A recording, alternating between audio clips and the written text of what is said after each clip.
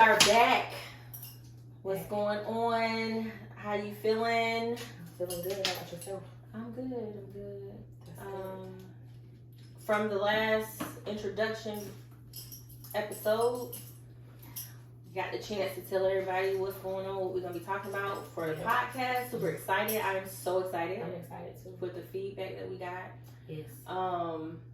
And so I think we should just dive right on in. Let's get into it, girl. I mean, so this week, I think we'll go ahead and talk about the stereotypes that people put, or people have put on pastors' kids. I agree. So when we were talking about episodes and all that, I immediately, the stereotype thing came to mind, right? Mm-hmm. So I looked it up, and while I typed in preacher's kid, the very first thing that came up was Wikipedia's definition. And it was more so of this First of all, they got a definition for PKs. Yeah. That's crazy. Preacher's kid. Yeah. Preacher's kid. Okay. Type that in Google. We got a definition. Type that in Google and it comes up. Wow. Crazy, right?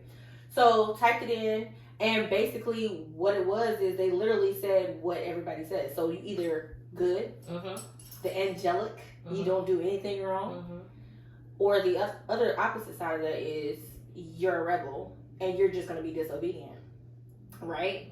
So my first thought was, I had to think about myself, and I'm like, growing up, when I realized I was in this type of environment, like my dad is a pastor or whatever, right?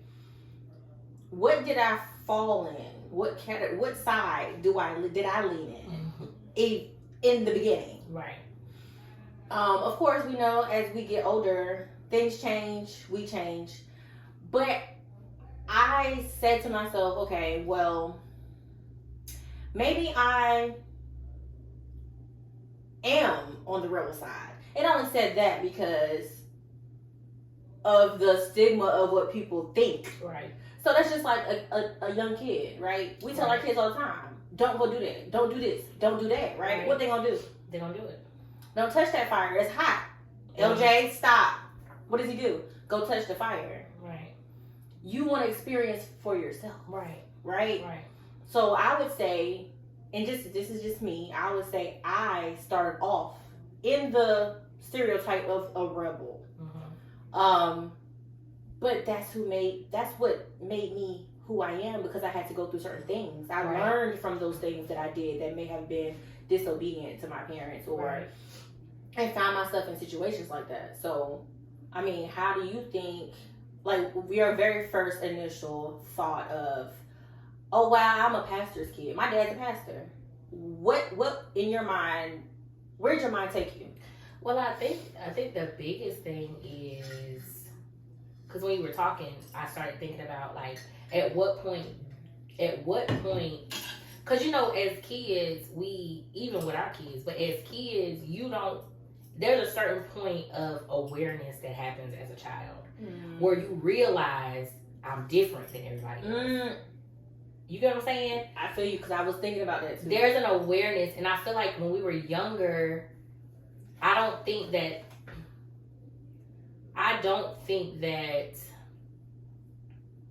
it was not until like middle school where I was like, oh, I'm a little different. I can't do this and do that, and I can't experience this and experience that because of our upbringing. There were certain things we could not do. Right. And I think that was where the idea of, so which way you gonna go? You gonna be a rebel? Yeah. Or you gonna listen and do everything they tell you to do? Because I feel like in that mindset, there's not an in-between. Like, what not. are you gonna do? And I feel like the real answer is that we've experienced both. Yeah. Like, I think the stereotype is that preachers' kids are rebels because there's an angelic standard that's put against us, that they expect us to be a certain way because of who our parents are. Not realizing that when you grow up in a household where you can't do certain things, like you said earlier, you as a child growing up, being around and seeing people do this and do that, you want to experience that. Right. So that's where it's not that you're not meeting the standard, it's just that you're being a child. But because you're a child doing childlike things and the world has put you up against a angelic standard, now I look like a rebel. But in reality, I'm not. I'm just doing what other children do. But because your mom and daddy are just doctors. Yeah. And your mom and daddy are, they're just school teachers or whatever the case is. Right. There's not an angelic standard that's placed on you by the outside world. And their eyes are not always on you. And I think that's what it is. I think that it's like it's an unrealistic standard. It is. Because we're kids. Yeah. We were still kids. Right. And even now as an adult, we still are making our own decisions. And I'm glad we're starting here because I feel like this is a foundational point for us. Because sometimes people look at us now as adults and they're like, oh, I see where you are now, but you don't understand the foundation, all the stuff that I had to dig through to get to where I am now because I haven't always been here. Right. You get what I'm saying? Right. And I just feel like it's unrealistic, and it's unrealistic how the world puts a standard on preachers' kids because we're brought up in a house that follows the Bible. Yeah. That follows Jesus Christ. Yeah. And we're just morally, our parents just morally put stuff in us that's just morally right, but that doesn't mean that us as kids we're not going to have our. Listen. Think about it. As an adult, you have choices. Yeah. And you don't always make the right choices. Right. And you want God to extend you grace, but the world doesn't extend children grace who fall under that category of that spirit of a pastor's child. Yeah. And don't get me wrong, I feel like. And don't get me wrong, because now I think mine was kind of like in phases, right? So I'm there with you. Everything you said, I totally agree. That's how I felt as well.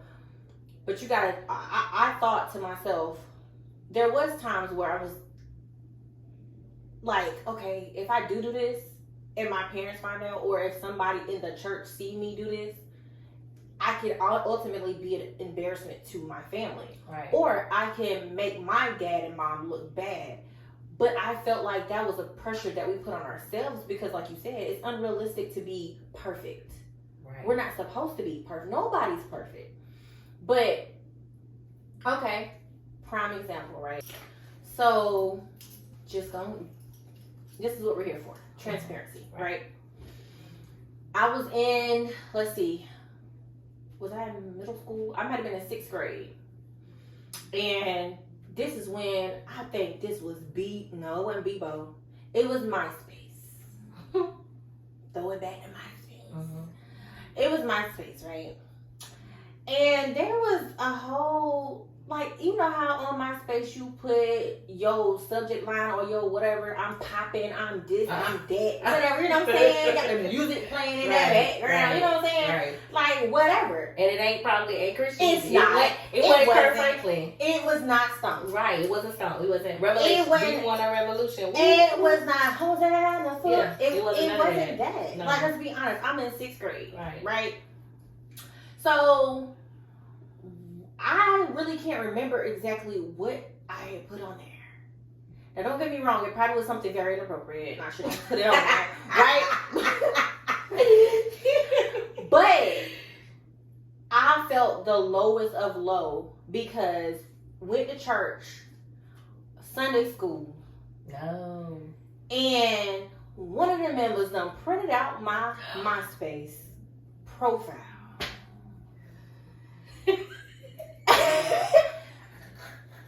Lowest of the low, baby. Because what? I feel like I remember. Because why are you even? First of all, I don't even think you're my friend.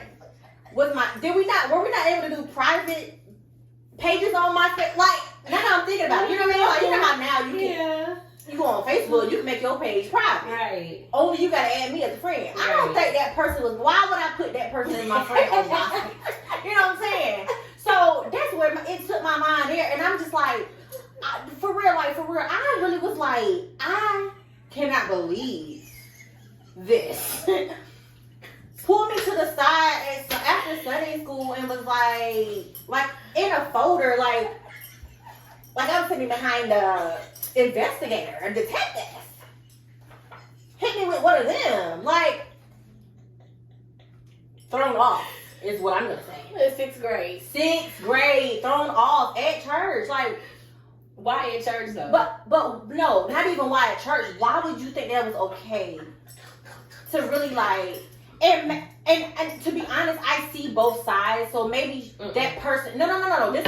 Hear me out. All right. Now, I still don't agree with it. Right. No, right? Do not agree with that. That person may have been thinking, I don't want her parents to see this, and I want to kind of gracefully, in their mind, they're saying gracefully tell her, if somebody see this, right. you know, how would it look to your parents? I see what you're saying. That's what I'm saying on that. But you investigated me, blah blah. What is this? Read that to me type thing. Like, what? I didn't know what I put on there. Wasn't expecting you to bring it to me and print it out. Like, you hold me to a standard, right? Right. I was in 6th grade. I am still a kid. I'm out here trying to be popping like everybody else popping on MySpace. You ain't trying to let me live and go through my things. You know what I'm saying? So I kind of see, like I said, from that perspective, if that's what it was, because I'm not even sure if that's really what it was. You don't know what their intentions are. Right. But I felt like it was a lot. Right. Even if you would have come to me with just conversation, that's different. Right. Hey, let me point this out. I did see this on your MySpace. You know, I don't think you should be posting stuff like that. I would have took that better than you printing out my profile. Printed out my profile and smacked it on the table. Like, what are you doing? Explain, like basically, like explain this to me. But I think that I like, now that you said, I don't know why I feel like I remember that, but I don't remember it. You probably do, so. Because I told you, you already know. But I feel like we all, two things. The first thing is I feel like I can remember times where that has happened to me, where like, whether I put something out on Facebook or I put something out on social media, and it was brought to my parents' attention, or somebody saw me doing something and they pulled me in and was like, you know, happened on plenty of occasions. Let's just be real. And don't get me wrong, like, I also know that the word tells us that what's done in the dark is always going to come to the light. So I get that. You get what I'm saying? And I'm not saying don't correct us either. Oh yeah, you know I'm what not saying that. I don't want people to think that we too good to be corrected. That's not what it is. Because if there was anything that I was doing, I now as an adult, we don't have that type of stuff right now in this world, because people are afraid to say stuff to children. Right. So I appreciate them for stepping out and doing that, because it did make me more aware that you just can't be out here wilding. Come on now, you do have to be accountable, no matter how old you are, for what you're doing. Which is why I said a snippet of that I do, but I think the way it went, like the way that person handled it, I don't think that was the correct way to handle it. Right. Because you still gotta understand, I have feelings, I have emotions, I have, you know what I'm saying? Like I'm in 6th grade. Right. Like, it's a way that could have been handled. Is all I'm saying. Like I said, I'm cool with you correcting me. That's fine. I'm not saying don't correct me, or as pastors' kids, nobody can say nothing to us because of who our parents are. I'm not saying that either. You know what I'm saying? Right. I'm not saying that. I'm just saying the way that it happened, threw me for a loop, baby.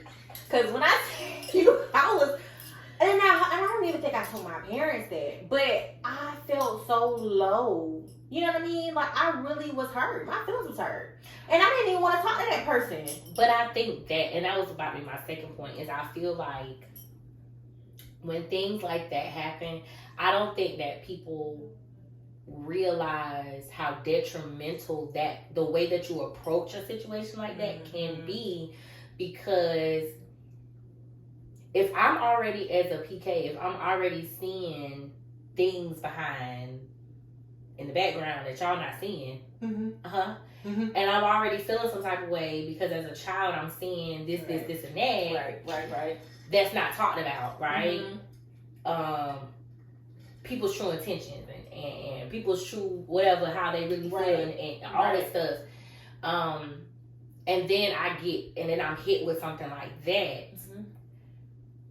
It could be detrimental to somebody who already wants to no longer be a part of church, who no longer wants a relationship with God. I'm only doing it because I have to. But as soon as I'm no longer as soon as I have the ability to walk away and not have to do this, I'm not going to do it because of people like you.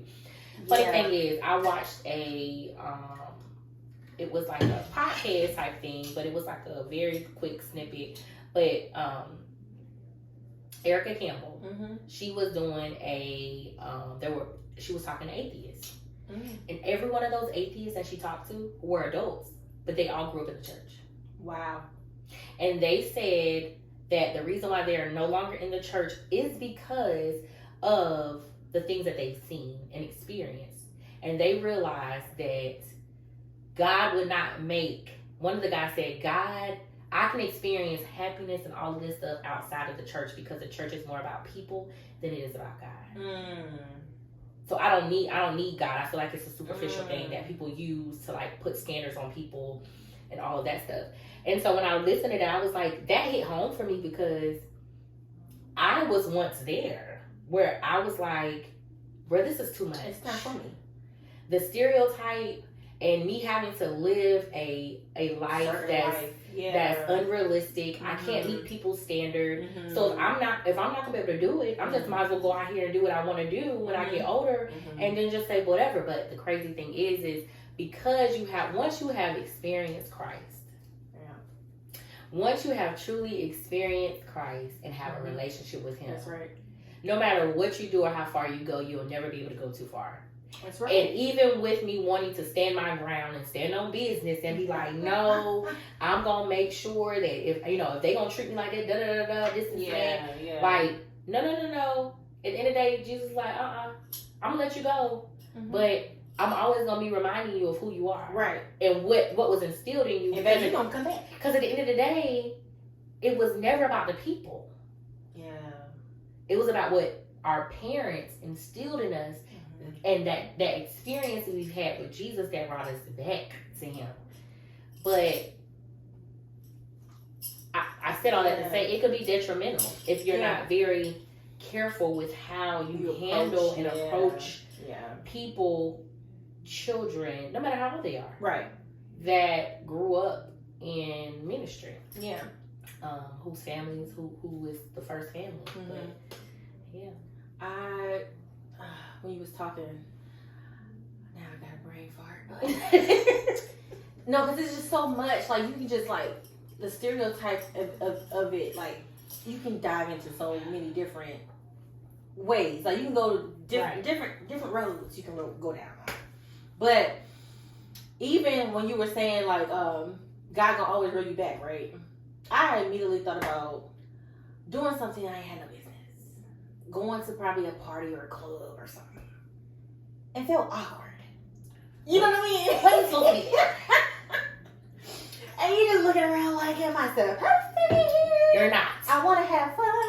I want to dance, but I don't feel right. Like, it's something. And you just don't feel right. I could never. I was like that for a long time. But you was just like, I want to do it. I want to experience it. I want to go do this. I remember. But you don't feel right. You don't feel.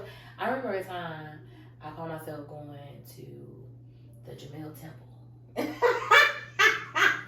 in my little meeting. And guess what? Didn't even make it inside because they were shooting it. They were shooting it out. And I said, you know what? I wasn't supposed to be here. God said, you wasn't supposed to be here. Yeah. Yeah. And it was plenty of times. And I think about that times like that because I'm like, what if I would have got there an hour early? His grace and mercy. What if I would have got there? Yeah, I was in a parking lot, but I could have been inside. Right. Right. what if it could have been different, but His grace and His mercy, and how our parents' prayers, and how God was protecting us the entire time. Yeah, because it would be nights that we already know. Dad used to be, y'all, a curfew was 11 o'clock, right? So we come in the house, he up. As soon as we walked in, that light went off. He went to sleep. Because he was up praying, saying, bring my kids home safe. You know what I'm saying? Yeah. While we out here doing, who knows? God, something that we...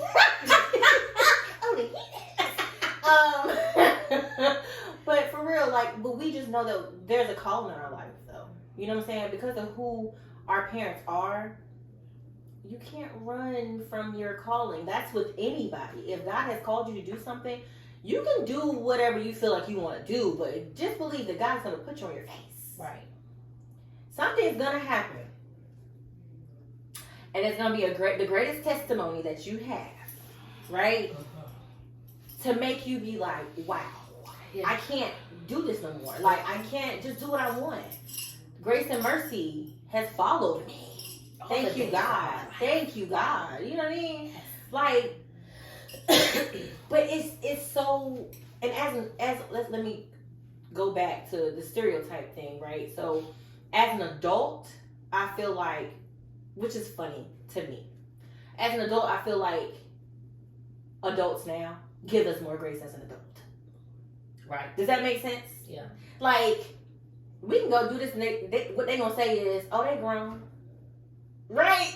But you ain't gonna have nobody come correct you right now. This is the time. At the big age of 33. Get me together. But that's the problem. Exactly.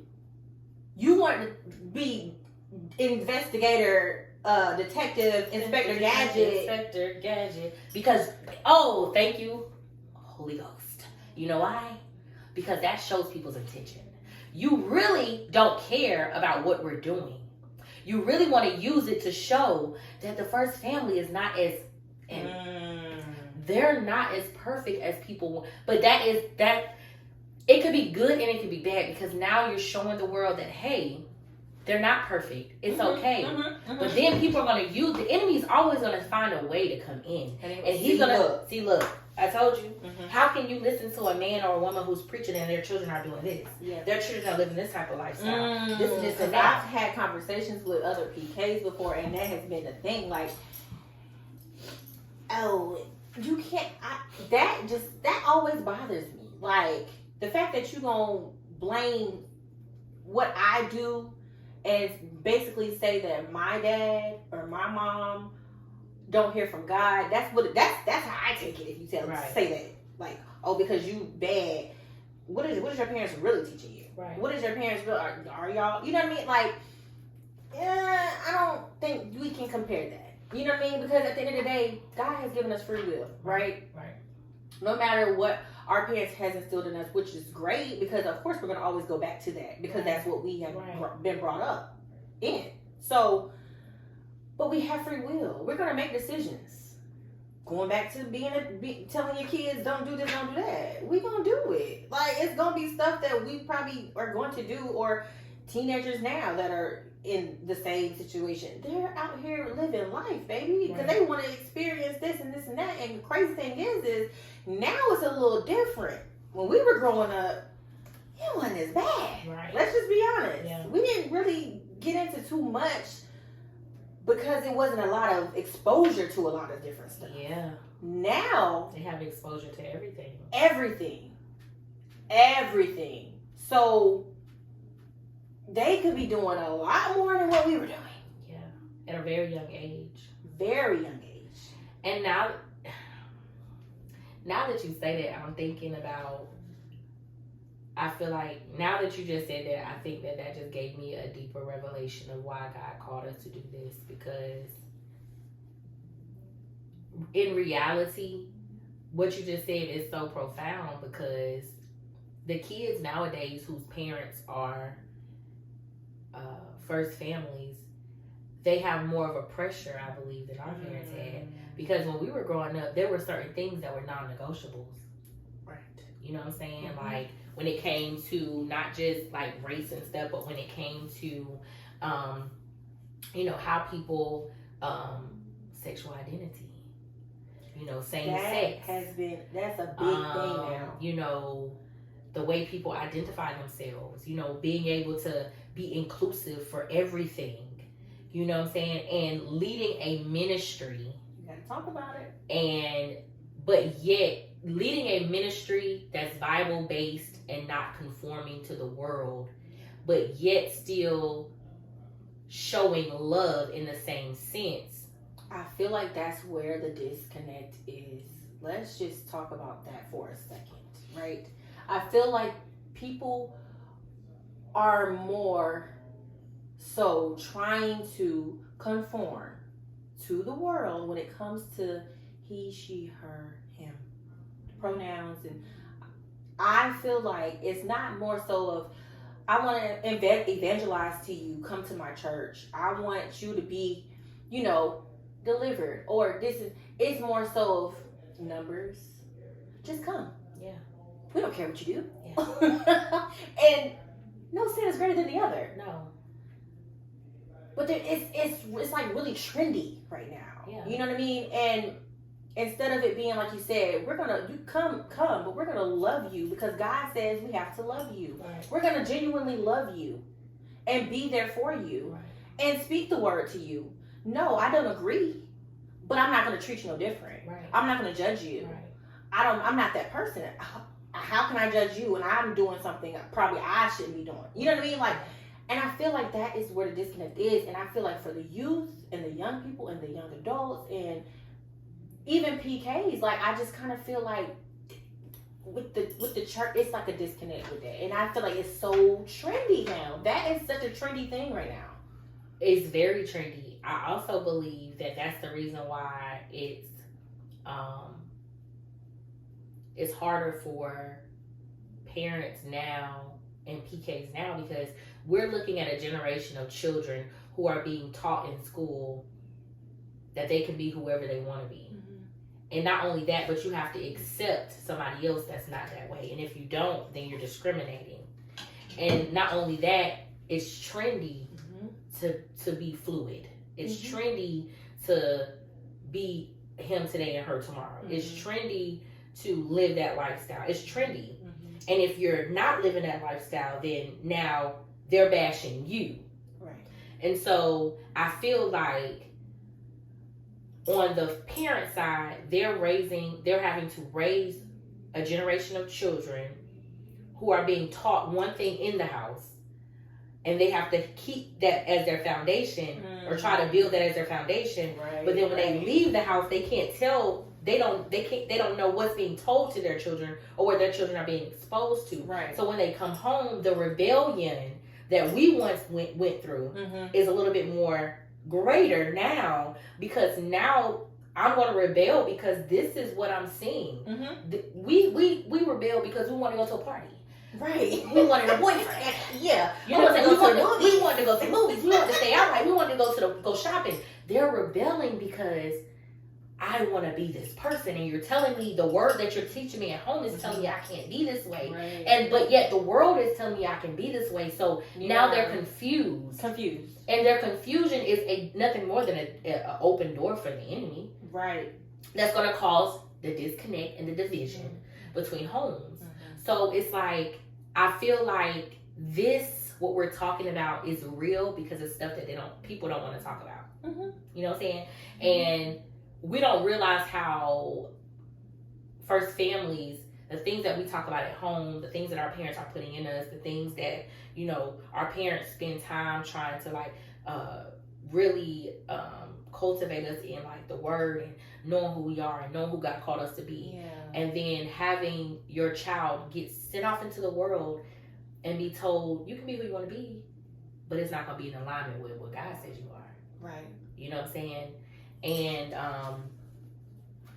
I think that's the generation we're in, and I feel like those young adults, I mean not just young adults, but those PKs, those preachers' kids right now are struggling with who they are. They're struggling with who God has called them to be. They're struggling because they don't want to be a part of the ministry. They don't want to do ministry because of what they've seen and how people have conformed. How about that? That's another side. Like it's either black or white. Yeah. And there's a side of the younger the PKs that are like I say you can identify with this. Like it's either like I've experienced Jesus, and I see so many people that are playing with God that I don't want to be a part of that. Mm-hmm. Like I see people playing with God.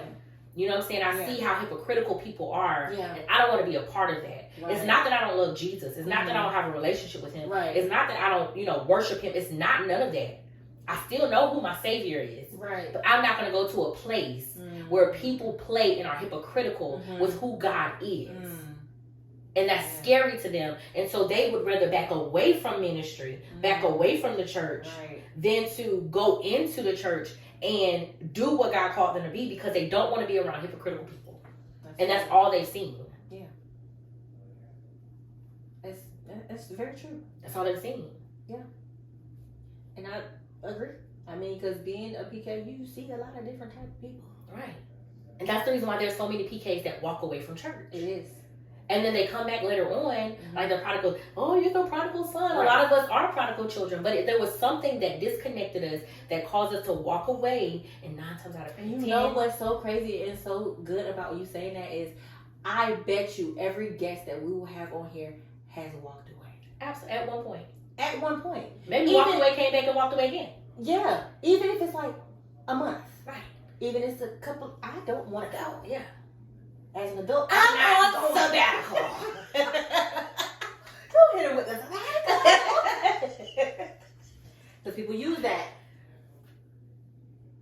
That might have to be. They mismanaged it. They mismanaged that sabbatical. Don't call it what it's not. It's not. It's not a vacation. Let's stop it. Oh God, we're not gonna go there. That's a whole nother episode. But being transparent as a PK, oh baby, it's some things that has happened to me. That I was just like, okay, mine is crazy. You know what I mean? Like, I just don't want to go. I don't feel like going. Right. Don't want to be there. You know? Yeah. And sometimes it has been me and what I was doing outside of church or whatever that has made me feel like that. But it also has been because of people. Let's just be real. Yeah. But you know something that Dad says that has always stuck with me is it's probably gonna be the same thing I always think, but go ahead and say it. He has always said, he said we need to be delivered from people. Yes. And it wasn't until I got older and really got a relationship with God. That's right. That your own relationship. My own relationship. That's I key. was no longer on his coattail. That's key. Thinking that I was going to get to heaven because my parents were pastors. Yeah. But I actually got to know God for myself. Right. It wasn't until I really got delivered from people that I was able to still push in ministry, even on them hard days, because they don't get easy. I think people think just because I'm an adult that it gets easy, because there's still a standard that's put on me. And sometimes it may not even be a standard that other people are putting on me. I think that sometimes when you live under a standard for so long, you put the standard follows you. Yeah, or and you now you put yourself on a standard. That's right. And so now you feel bad and you're like, the Holy Spirit's convicting me. No, the Holy Spirit's not convicting you. You are feeling some type of way on the inside because you're not doing this, you're not doing that. Right. But the Holy Spirit is probably telling you it's okay. Yeah. You know what I'm saying? Yeah. Like, it's okay. It's stop being so hard on yourself. And I think that because we've experienced that for so long, now we find ourselves being hard on ourselves. Yeah. When we shouldn't be. And I always say, being a Christian, and this goes for being a PK too, just like who we are. I always say, people make it so hard. And it's not. It is not hard. People make it hard because people are religious. You know what? It's not hard. It's not hard to do what God has put us here to do.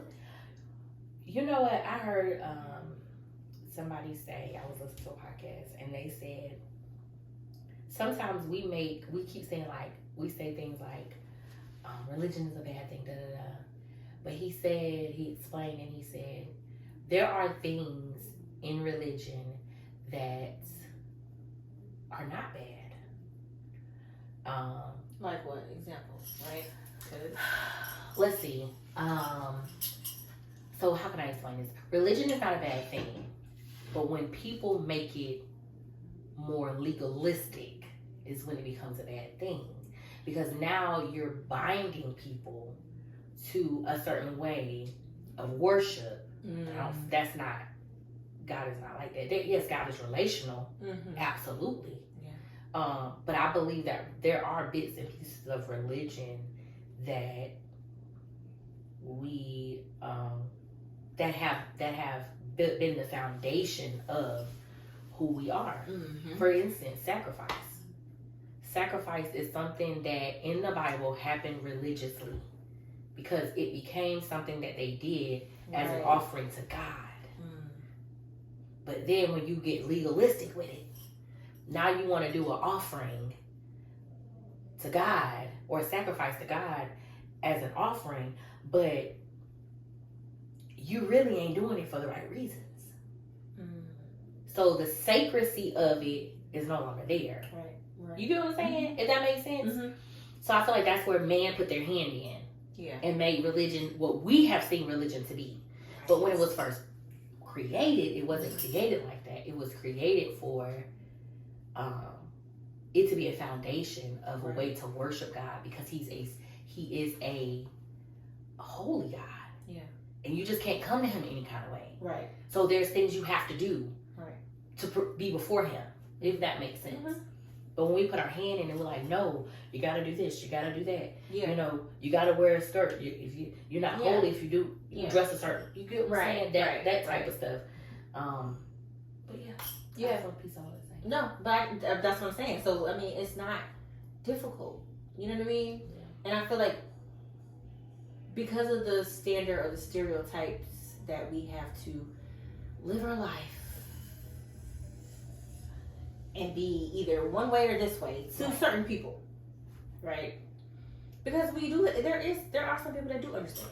Absolutely, it's a lot of people that do understand. We have, and I thank God for those people because we have had people in our lives that have said, "I know you ain't perfect, right? Like you don't have to lie and tell me you don't. You can be yourself around me. Exactly. I already know that you are faced with a lie. I know that you love them. Love them. Because you can genuinely be yourself around those people. Right. And there's no judgment. I can't even tell you how many times growing up I done walked into a room at a church event and been like, because I don't want to do the wrong thing. I don't want to say the wrong thing. I don't want to walk a certain way. Because they're going to be like, ooh. Because it's all a representation of our parents.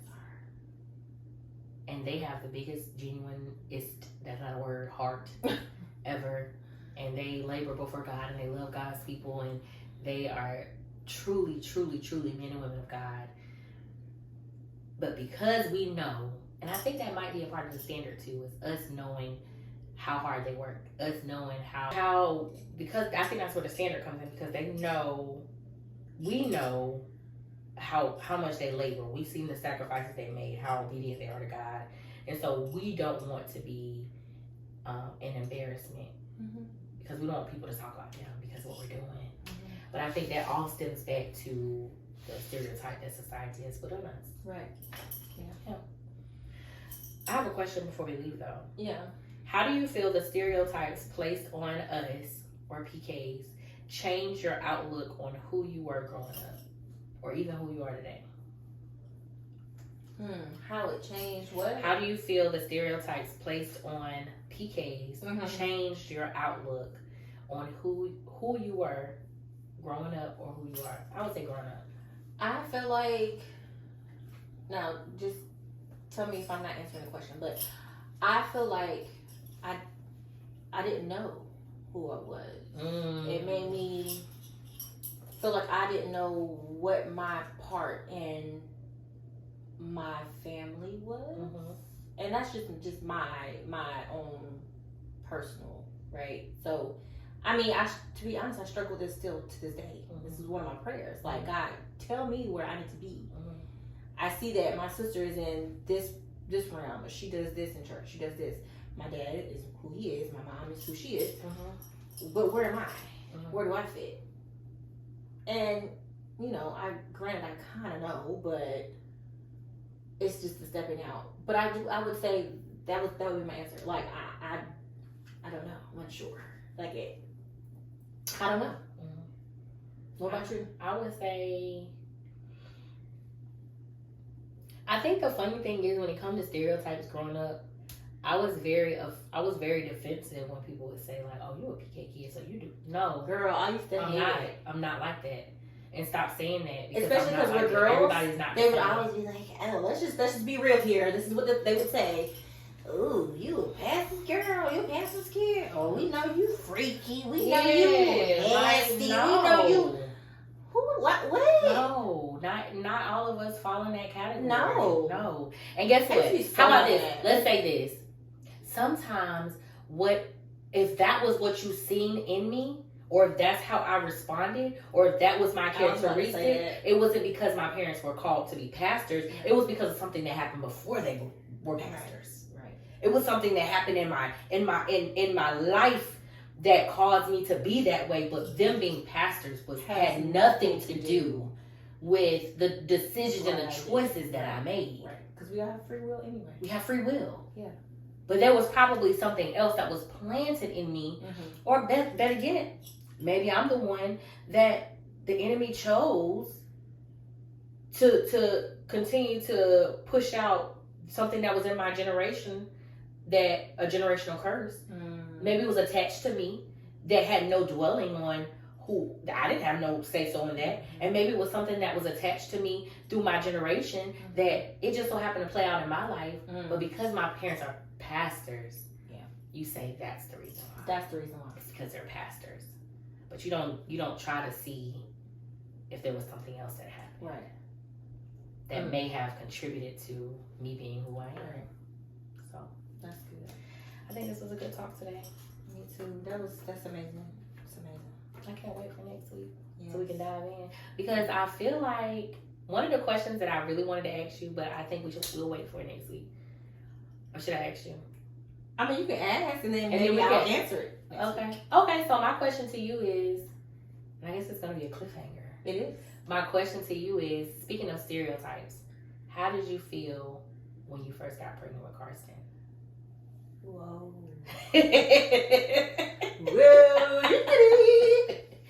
Seeing the circumstances. Yeah. And how that was going to make, how you felt that was going to make people view mom and dad. Yeah. With you getting pregnant with Karsten. Yeah.